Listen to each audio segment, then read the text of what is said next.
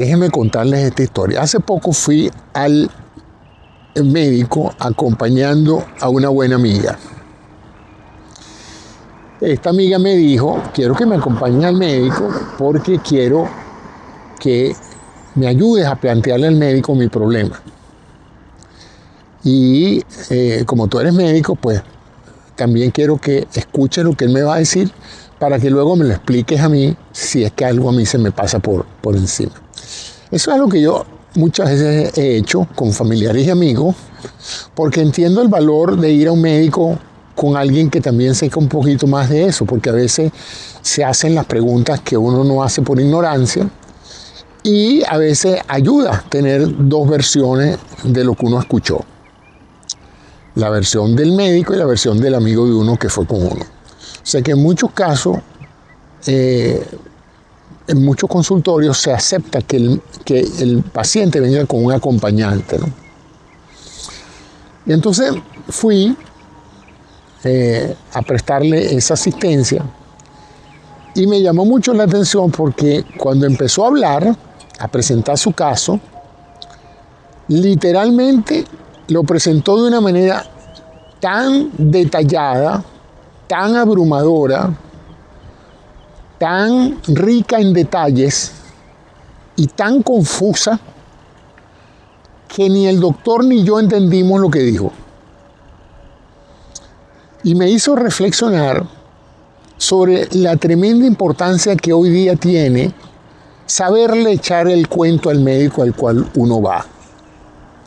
Porque en el actual sistema de salud, los médicos no tienen mucho tiempo para prestarle a uno atención. De hecho, el tiempo de las consultas se ha ido acortando con los años y hoy por hoy uno tiene mucha suerte si el médico le presta atención unos 10-15 minutos. De tal manera que ese tiempo es precioso, ese tiempo debe ser usado para hacer una comunicación efectiva que al médico le permita entender tu problema. Y de allí la razón del programa de hoy, de lo que quería hablarles hoy. Si usted va a ir al médico, prepárese. No porque usted entienda o pueda narrar su problema, el otro lo va a entender. Porque usted lo ha vivido, usted tiene una intuitiva conocimiento de la cronología de los eventos, se acuerda de los nombres de las personas que han intervenido en su problema de salud y todo eso le es extraordinariamente familiar. Pero la persona con la que usted va a hablar no sabe absolutamente nada de eso. Y si usted tiene solamente unos minutos para echar el cuento, más vale que organice sus ideas y lo presente en la manera más práctica posible, porque si usted no lo hace, después que usted tenga 10 minutos comentando su problema, el doctor va a estar pensando, caramba, no estoy entendiendo nada de lo que esta persona me está hablando. Me está hablando de otros médicos que la han visto, yo no sé quiénes son esos médicos. Me está hablando de las operaciones que le han hecho, pero no es muy precisa si fue una después de la otra o si fueron al mismo tiempo. O, en otras palabras, falta orden en la información. Lo cual puede hacer dos cosas. O así es como la mayoría de los médicos reaccionaríamos. Si vemos que el paciente está perdiendo un tiempo terrible tratando de echarnos el cuento de lo que le está pasando, lo interrumpimos y vamos al grano. Si la persona empieza, por ejemplo, bueno, es que esto comenzó cuando mi hijo pequeño nació, porque usted sabe que él nació con bajo peso. Y entonces el médico fue el doctor fulano. Y él de entrada me dijo, este muchachito va a tener problemas. Y entonces empieza en una forma anecdótica. Eso es muy común entre los hispanos, por cierto. Esa manera de contarle al médico el cuento, como que si usted tuviera una reunión social y tuviera horas para poder hablar con él. Y entonces el doctor que está escuchándolo dice, esto tendrá que ver con su problema actual. Entonces va a tener que interrumpirla y en ese momento usted se va a sentir incómodo o incómoda porque le va a parecer que el médico no está interesado en su problema. No es que no esté interesado en su problema, no está interesado en la manera en que usted está echando el cuento de su problema. Y ese cuento es importantísimo.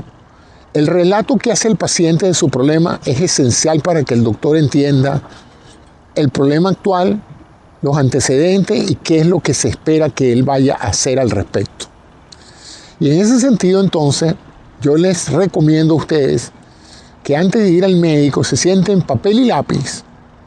No que vayan a pensar, no, papel y lápiz, y esquematicen en una sola hoja. Si ya han escrito 2 hojas, han escrito mucho.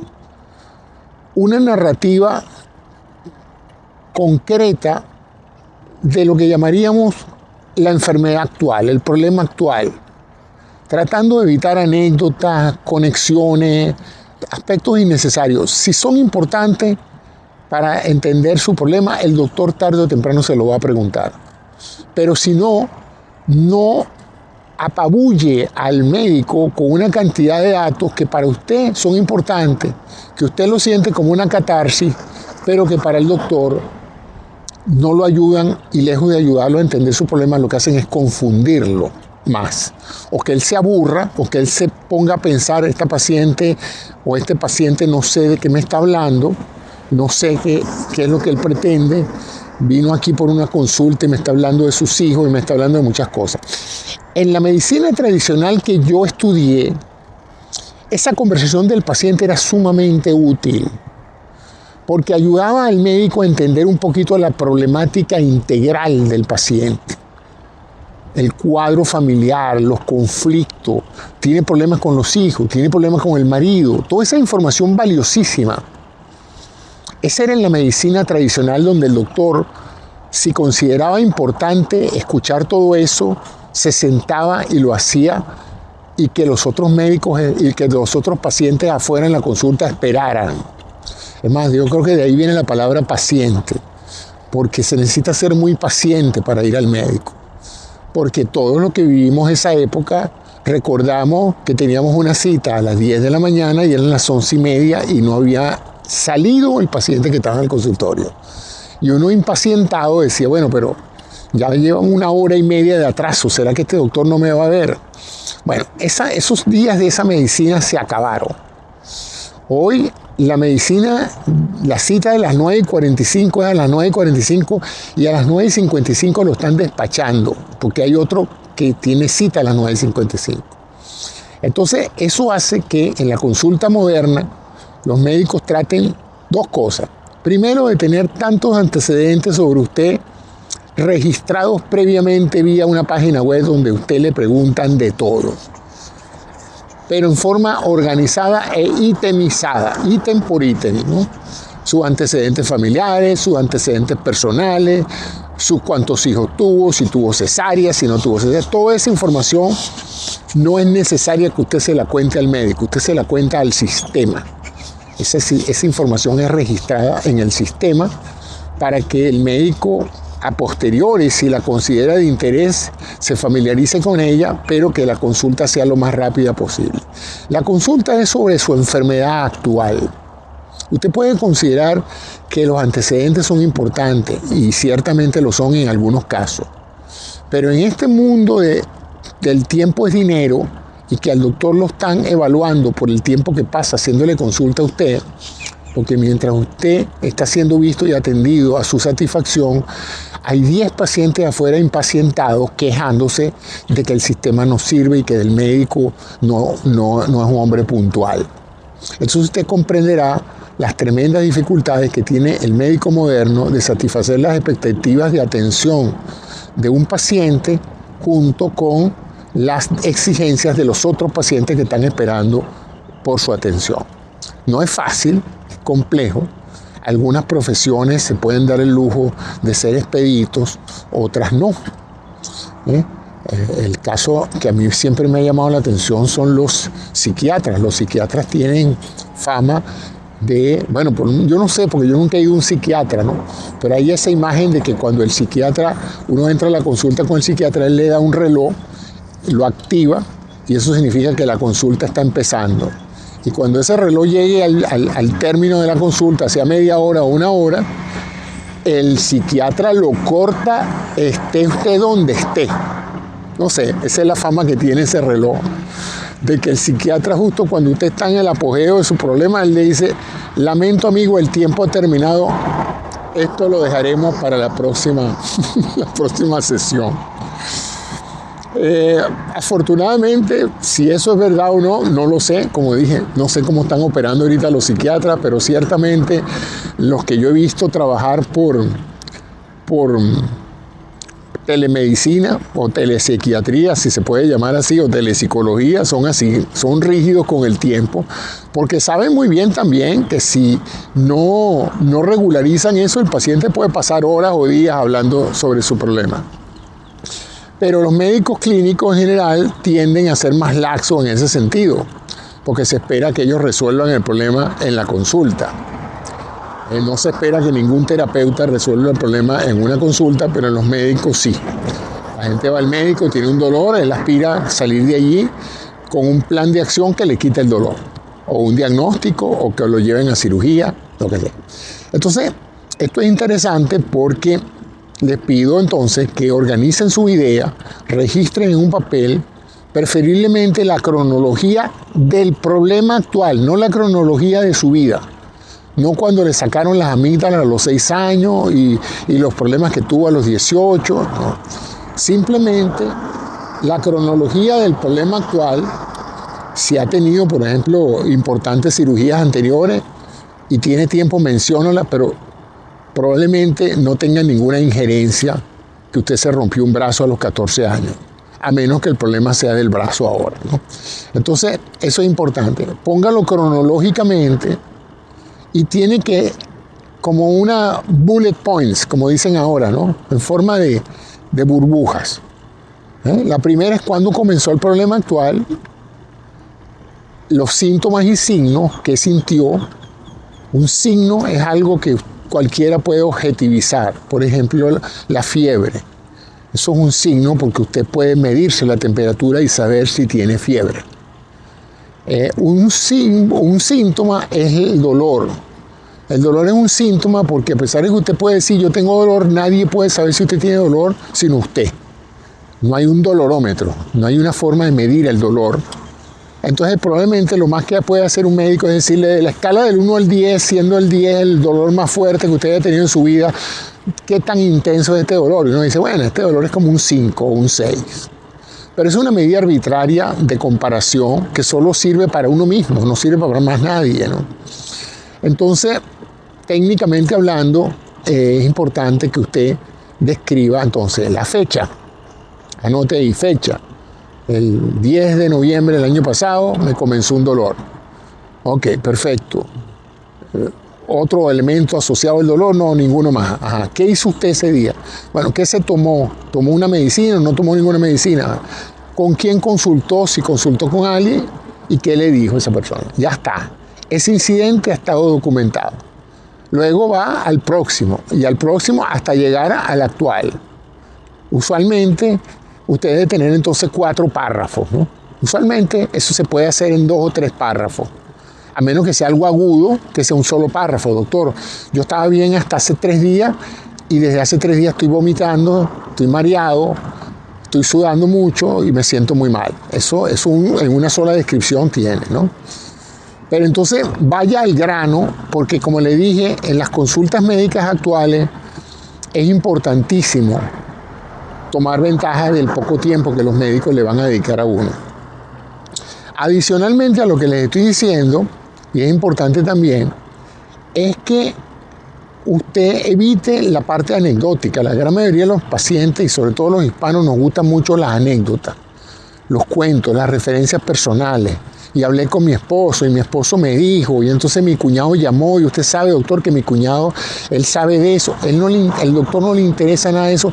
Y lo más interesante es que usted, a pesar de que crea que mientras más información le da el médico, mejor el médico va a poder evaluar su situación, hay un pequeño problema con esa hipótesis, y es que no es real.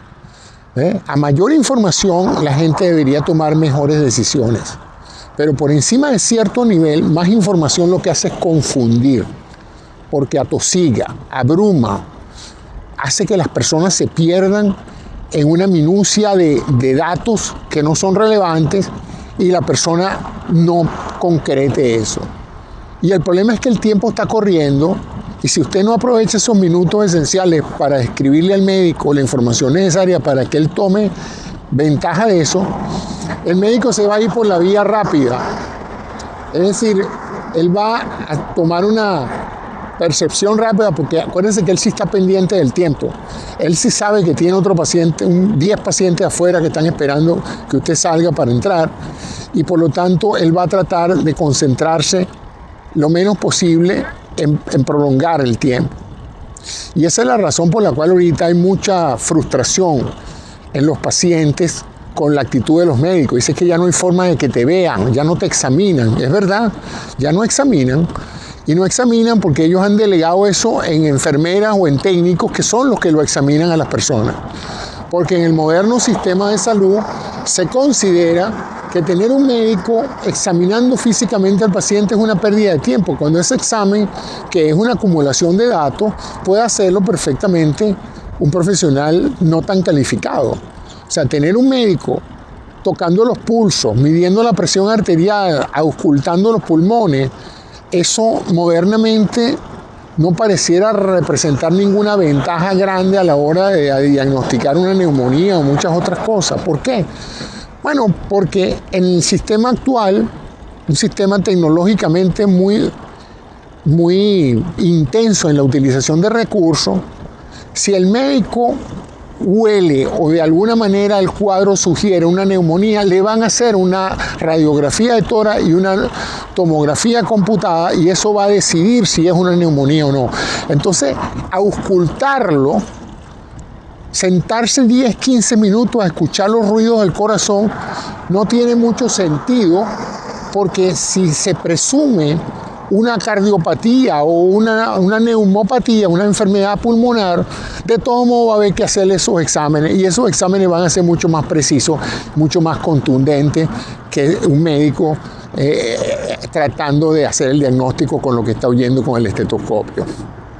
Por eso, curiosamente, cuando yo estaba estudiando medicina, una vez dije que yo no entendía la utilidad del estetoscopio. Por supuesto que ustedes se podrán imaginar que casi me caen encima todos los médicos, ¿no? Porque el estetoscopio ha sido por siglos, desde que se inventó, el símbolo, la insignia que identifica un médico. Porque un médico con una bata blanca puede ser un chichero, pero un médico con una bata blanca y un estetoscopio es un médico, pero los chicheros no usan estetoscopio. Entonces, en forma risible, yo llego a la medicina, a estudiar medicina en una época en que ya existe una cosa que se llama la fonocardiografía, que a través de un instrumento, no muy costoso por cierto, grafica los ruidos del corazón en forma muy precisa y muy reproducible. Y cuando yo por primera vez en mi vida empecé a auscultar pacientes como parte de mi entrenamiento, me pasó una cosa que nos ha pasado a todos los que hemos estudiado medicina, ¿no? Que escuchamos un paciente, los ruidos cardíacos de un paciente a través del tórax, y decimos, este paciente tiene un soplo sistólico, por ejemplo, un soplo justo en el momento de la eyección ventricular, eso se llama la sístole, y resulta que viene otro compañero de usted y le digo, no, yo no creo que es sistólico, yo creo que es diastólico. Y entonces ahí se forma una discrepancia. ¿Cómo es posible que los dos oímos lo mismo y tú crees que es sistólico y yo creo que es diastólico? Es más, tú crees que es un soplo y yo digo que no es ningún soplo. Entonces, todas esas cosas se pueden dilucidar objetivamente con un fonocardiograma, donde una vez que veamos el registro, no hay la menor duda en el fonocardiograma si el soplo es real y si el soplo ocurre en la sístole o en la diástole. Entonces yo un día frustrado, porque para colmo uno debe decir, bueno, eso les pasa a ustedes porque ustedes son unos estudiantes que no saben lo que están oyendo. Pero vamos a esperar que venga el adjunto, el jefe, el que sí sabe. Entonces el jefe viene, escucha al paciente y dice, no, categóricamente, eso es un soplo sistólico. Ah, qué bien. Wow. La mitad de la clase estaba correcta y la otra mitad estaba equivocada. Pero en eso viene el cardiólogo. Otro médico más, ese es especializado. Vuelve a escuchar al paciente. Eso pasa mucho en los hospitales universitarios. Y este ahora dice que es diastólico. Entonces ya no es mi compañero y yo con dos versiones del mismo hallazgo, sino ahora son dos especialistas, cada uno con una versión diferente del mismo hallazgo, ¿no? Y entonces uno se pregunta como estudiante, bueno, si entre nosotros ocurre esa diferencia y entre los especialistas también, ¿cuál es la verdad? ¿Es sistólico o es diastólico? Bueno, tenemos que acudir a un médico, a un método que sea irrefutable, a un método que categóricamente provea la evidencia absoluta, aquí y en Pekín, como decían antes, de si el soplo existe y de dónde está en el tiempo, para no estar perdiendo el tiempo, ¿no? Entonces a mí en una clase se me ocurrió decir eso, porque yo una vez le pregunté a alguien, bueno, ¿y por qué en vez de estar con esta polémica y esta que si es sí, que si sí, que si no, que si no, que si sí, ¿por qué no le hacemos un fonocardiograma? Pues yo creo que realmente los estetoscopios son tan subjetivos como la persona que los escucha. Entonces, bueno, casi me botan del salón por hereje. Pero en la práctica me han dado la razón. Hoy por hoy, el grueso de los clínicos no pasa mucho tiempo perdiendo el tiempo escuchando sonidos cardíacos, sino directamente manda un ecocardiograma, manda un fonocardiograma, pide un estudio de tomografía, o sea, se va a algo objetivo.